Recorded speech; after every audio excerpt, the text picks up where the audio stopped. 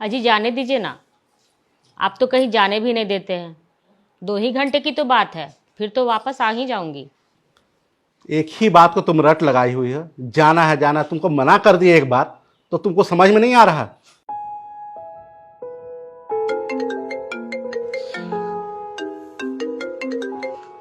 हाँ निशी बोलो।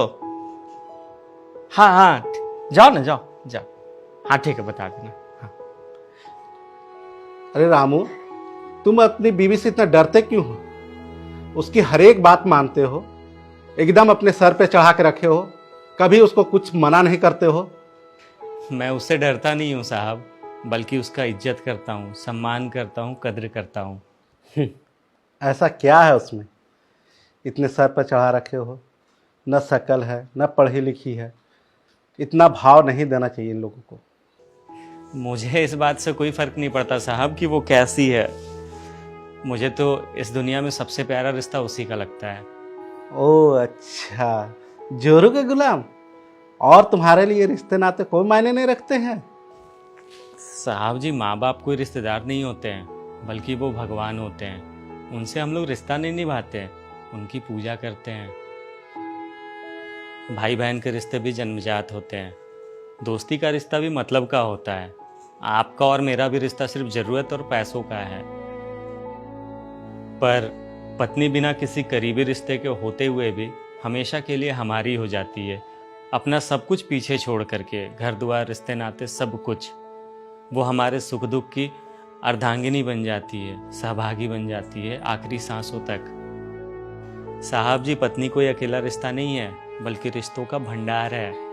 जब वो हमारी सेवा करती है, हमारी देखभाल करती है, ख्याल रखती है, हमसे दुलार करती है, प्यार करती है, तो बिल्कुल एक माँ जैसी होती है। जब वो हमें इस ज़माने के उतार चढ़ाव से आगाह करती है, और जब मैं उसके हाथों में अपनी सारी कमाई रख देता हूँ इस भरोसे के साथ कि वो मेरे घर को बहुत अच्छे से चलाएगी, तो वो बिल्कुल एक पिता के जैसी होती है। वो जब हमारा ख्याल रखती है, हमसे प्यार करती है, हमारी गलतियों पे हमें डांटती भी है, कुछ बुरा लगे तो वो भी बताती है, हमारे लिए खरीदारी तक करती है, तब बिल्कुल एक बहन के जैसी होती है। जब हमसे नई नई फरमाइश करती है, नखरे करती है, रूठती है, अपनी बात मनवाने के लिए जिद करती है, तो बिल्कुल एक बेटी के जैसी होती है।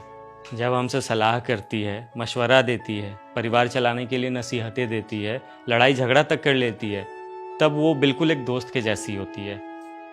जब वो सारे घर की लेन देन, खरीदारी, घर चलाने की जिम्मेदारी उठाती है, तो बिल्कुल एक मालकिन की जैसी होती है। और जब वो सारी दुनिया को छोड़कर हमेशा हमारे लिए एक पाँव पे खड़ी रहती है, हमेशा हमारा साथ देती है, तब वो हमारी पत्नी होती है। मालिक, मैं उसके लिए इतना भी नहीं कर सकता। अगर मैं इतना कुछ करता हूँ तो क्या गलत करता हूँ?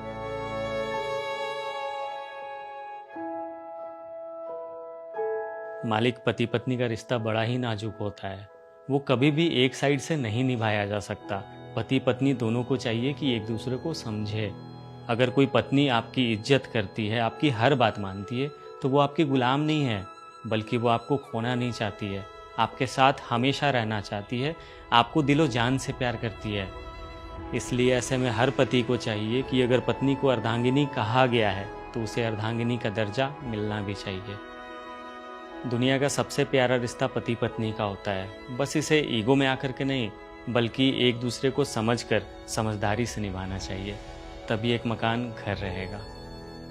एक औरत के चेहरे के सारे रंग मर्द के वजह से ही आते हैं, फिर चाहे वो खुशी के हों या गम के।